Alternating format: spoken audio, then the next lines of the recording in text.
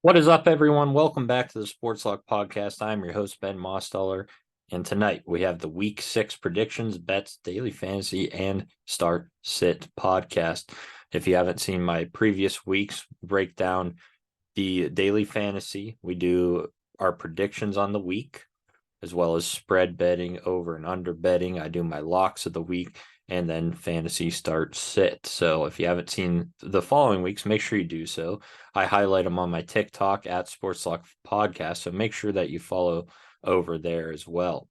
So tonight we'll break down last week's week 5 and then we'll jump into week 6. So let's take a look at last week's results. Win loss was 8-6. The spread and over under were 7-7, right at 500.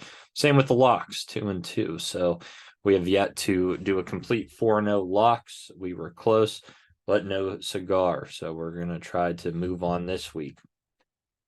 Overall, we are positive on the win loss, 24-22, but slightly below on the spread of 22-24. Over under, we're much better at 25-21, and then our locks are 5-7. So we're going to continue to try and improve on that going into week 6.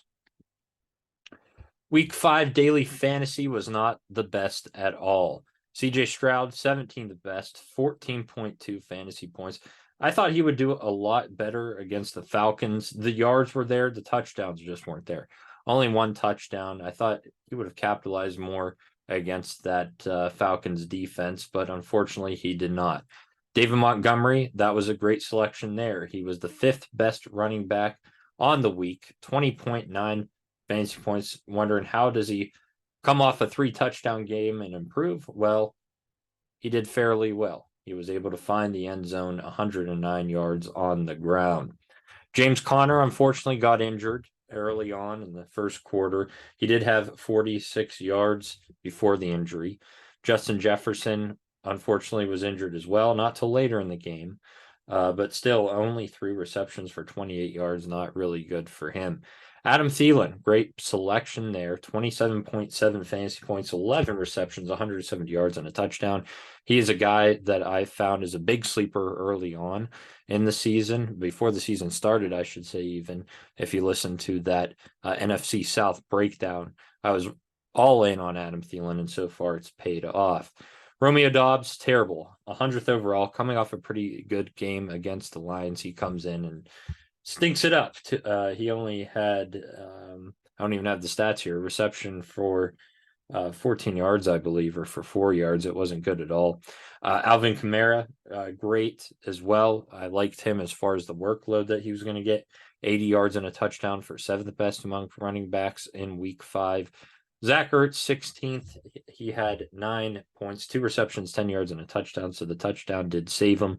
Titans defense, only 1 point. So not great there at all.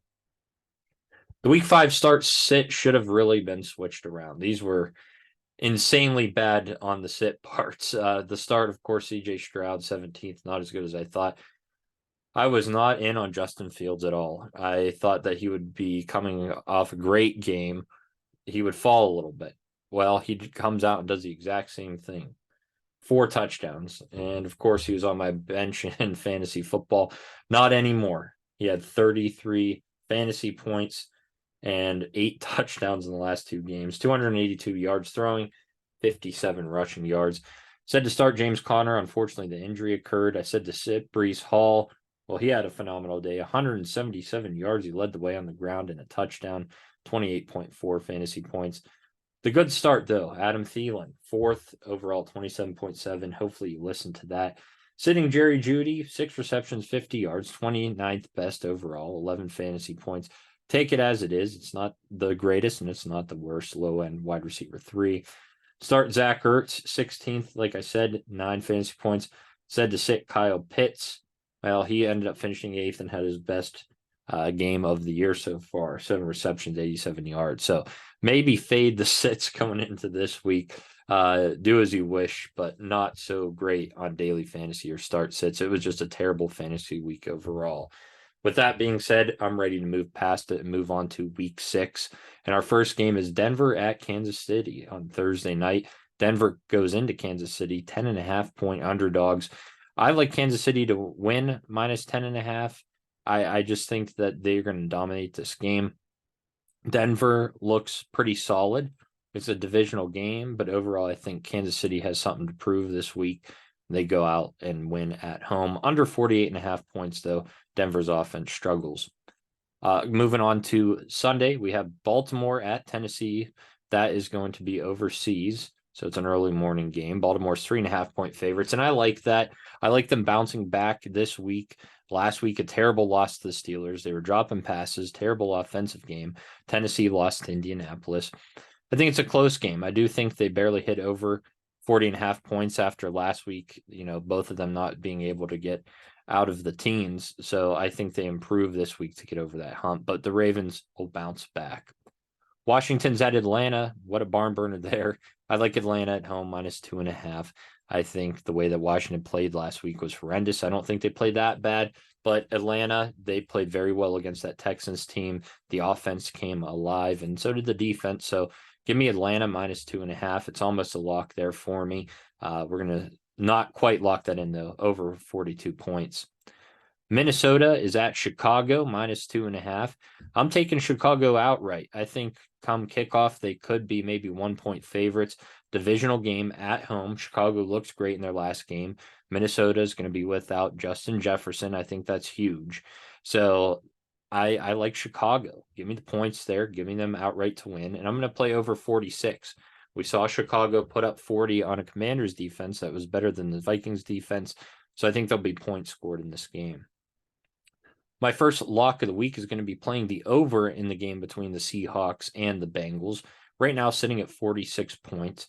The Seahawks tend to score a lot more on the road. We saw the Cincinnati Bengals kick it back into gear this past week against the Cardinals. 3-touchdown game for Jamar Chase. So I think the offenses light up. I do like Seattle winning the game, though, and giving me the points of +2.5. But I'm going to lock the over 46. Think it's a little too low. Think they score in the higher 20s, and that's the ball game. I'm going to lock in the next 3 games as well. We have San Francisco at Cleveland. San Francisco's a 5-point favorite. I like them to win by more than that. They are the best team in football, and you're saying they're only 5-point favorites on the road. I know Cleveland's got a good defense, not a great offense. I thought the same thing about the Dallas Cowboys, that they had the best defense in the league, and the 49ers tore them apart. They're going to do the same thing on the road against Cleveland, over 38.5 points. I'm locking in Miami, -13.5 against Carolina at home. They've just been blowing out teams as well, offensively much better. Carolina can put some points on the board, but it's not going to be enough to catch up to Miami, over 48.5 points. In the last lock of the week, Detroit -3 at Tampa Bay. I know Tampa Bay's coming off the bye, but the last 2 games for Detroit have looked really good. They easily took care of Green Bay and Carolina. Tampa Bay, much better team, but that Detroit team has been clicking on all cylinders. Last week, no Amon-Ra St. Brown, no problem. He'll be back this week. Give me Detroit -3 and over 43.5. We have Indianapolis at Jacksonville. I'm going to take Jacksonville -4. Gardner Minshew will be starting for Indianapolis, so going back into Jacksonville. Yeah, maybe he'll get a round of applause there, but Jacksonville looked good against the Bills. Their offense came alive, and I think that'll continue to click at home against the Colts. It's going to be Jacksonville -4 at home, and I'm playing under 46.5. The Colts are going to struggle to put up points without Anthony Richardson. I know that Jonathan Taylor's back. They're probably going to try to utilize him a lot more in the game, stay away from the passing game. So I like Jacksonville in this one. We then have the Saints at the Texans. Look, the Texans beat the Steelers. Then they lost to the Falcons. Now they're back home, of course, but the Saints looked phenomenal last week against the Patriots, blanking them. Both sides of the ball looked incredible. I think they have another big week, only -1.5. That's almost a lock there. Love the Saints, and I'm playing over 41.5. The Patriots are going into Las Vegas. It's going to be an interesting game. Jimmy G playing against his former team, and the Patriots, of course, getting blanked. I like the Raiders. I just think they're the better football team right now. I do think that the Patriots improve in this game and have a chance to win, but ultimately, like what I saw with the Raiders against the Packers last week. So I like the Raiders -3.5 at home at the Death Star, under 41.5 points. The Rams are 6.5-point favorites at home against the Cardinals. The Cardinals have been competing in games. They beat the Cowboys last week, almost beat the Bengals. So I do think it's a close game, but the Rams come out and cover that 6.5 at least by a touchdown. That offense for the Rams last week with Cooper Kupp back to look phenomenal. I think they're going to try to get Kyren Williams the ball a lot more on the ground after a poor performance. And they ultimately win at home, playing under 48. And oh yeah, James Conner will not be playing either. Philadelphia minus 6.5 at the New York Jets. Give me Philly all day. They look like a better team. I know that the Jets went in and won a good game against Denver this past week, but the Eagles are just that much better. They're going to win by at least a touchdown to over 42 points. Now we go to Sunday Night Football. Giants at Bills. Plus 14 is what the Giants have. And I think they do barely cover that game. I know a lot of people are going to be shocked to say that. But Saquon Barkley could be back, and if so, I think that points total will come down a little bit. But Buffalo's just coming back from playing overseas. I don't think they're going to be as rested. I'm playing under 45 points because the Giants can't put up any points. And I think that it's a closer game than expected, but the Bills ultimately win the game. And finally, we have Dallas at the Los Angeles Chargers, going under 51.5 points. I know a lot of people think there's going to be a lot of points out there, but you have a really good defense in Dallas, although it was exploited last week. I think they bounced back. Chargers coming off the bye will be a little shaky, so I think it's lower scoring. But ultimately, I'm going to go with the Chargers to win this one at home. Another plus 2.5 that I love this week. I think they win outright, of course, against Dallas. I did not like the way that offense looked. It's not going to be as bad as it was against the Niners, but I don't think it's going to be enough to get the job done. So give me the Chargers to win this week. Our week 6 daily fantasy lineup. I always say that I like the daily fantasy lineups, but I'm really liking this one as well. It's not too flashy, but we got some players here. And we're going with Brock Purdy again. Purdy has been the QB5 so far. He's had 9 touchdowns with no interceptions. Top Cleveland defense. I know they're number 1 against the pass, but so was Dallas. Dallas was a phenomenal defense, and look what he did last week. So for only 5,600, that's what you have to look for in daily fantasy value, and I love the value of Brock Purdy this week. Alvin Kamara, we had him last week because of the volume. 6,800 is a great deal for him. He's been the RB7 in the last 2 games, and he had a touchdown last week, and he's going up against a bad Texans run defense. Kenneth Walker coming off the bye, 6,700. I like that bye.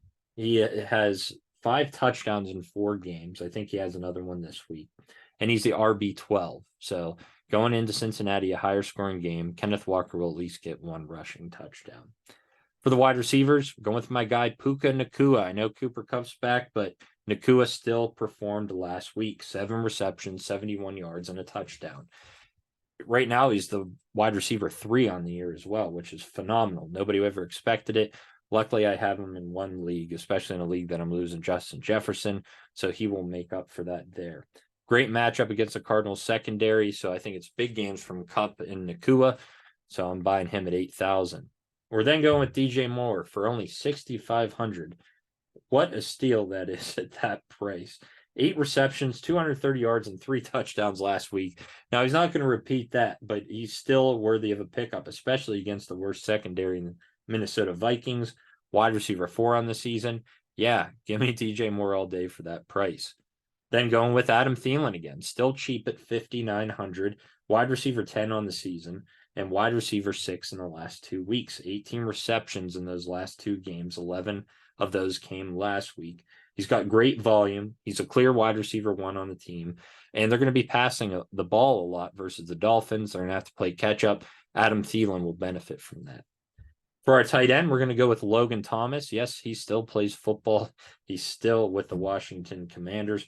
Thomas had 9 receptions for 77 yards and a touchdown last week. I like his matchup this upcoming week against the Falcons, so I'm going to take him at 3,500.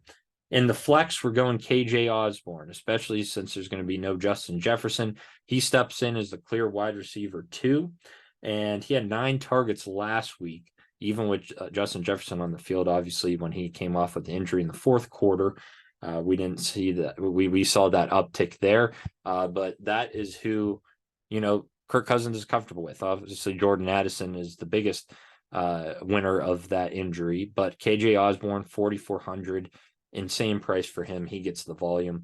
And finally, the Patriots defense. I don't love it this week. They were blanked last week, and the defenses looked god awful. But they're going up against that Raiders offense, and I think that they can bounce back and make it a little bit competitive. We always look for cheap defenses that have a chance to perform. This week, we're going to risk it on the Patriots. And finally, the week 6 start sit. Boy, I hope the sits are better for this week. We're going to first start Matt Stafford. Last week, he just looked really good with Cooper Kupp back. He has yet to surpass 300 passing yards with 2 touchdowns in a game this season. I think it happens this week. 300 plus yards, 2 plus touchdowns against that Arizona Cardinals defense. I'm going to sit Baker Mayfield. He's coming off the bye. He's going up against a solid Detroit defense who's performed the last 2 weeks. And Mike Evans is questionable. So there's another person that he might not have available to him. So I'm sitting Baker. I'm going to start Kyren Williams. I said it a little while ago when I picked the Rams that I really like him to bounce back this week. He had his worst week of only 7 fantasy points. He's going to surpass that. I think he gets closer to 20 fantasy points this week. Love me some Kyren Williams. I'm going to sit Jerome Ford of the Cleveland Browns going up against the 49ers defense. We saw how they were able to shut down Tony Pollard. If you shut down Pollard, you can shut down Ford. So I am not going to be playing him at all. I'm starting Jordan Addison. Again, the injury to Justin Jefferson is going to be huge for Jordan Addison to get a huge uptick in targets and receptions. We just saw that last week. He performed well. He caught a touchdown. There's more to come for Jordan Addison over the next couple of weeks. I'm going to sit Brandon Ayuk of the 49ers. I know that's a questionable sit, and if you have him, you're most likely going to play him. But they're the number 1 defense so far against the pass, the Cleveland Browns. It's going to be a tougher matchup, so I don't think he does as well. So I'm sitting Brandon Ayuk. Starting Logan Thomas, told you why. He is in our daily fantasy lineup. And I'm going to sit tight end Dalton Schultz, another questionable sit maybe. But he was the tight end he is the tight end for the last 2 weeks with 10 receptions for 142 yards. But he's going up against the top Saints pass defense who shut down the top tight ends for New England. You have Mike Gesicki up there. You have Hunter Henry. They were absolutely shut down. Hunter Henry didn't even catch a ball. So with that being said, I think they'll do that again, especially with Dalton Schultz being such a big target for CJ Stroud. I'm sitting Dalton Schultz. That is the Week 6 podcast. Thanks for listening in. Make sure to follow and subscribe Sports Lock Podcast on Instagram, TikTok, and YouTube. Appreciate the love and support. Make sure to share. And good luck to you this week on your bets and with your daily fantasy, with your fantasy football. And I'll see you guys next week. Have a good one.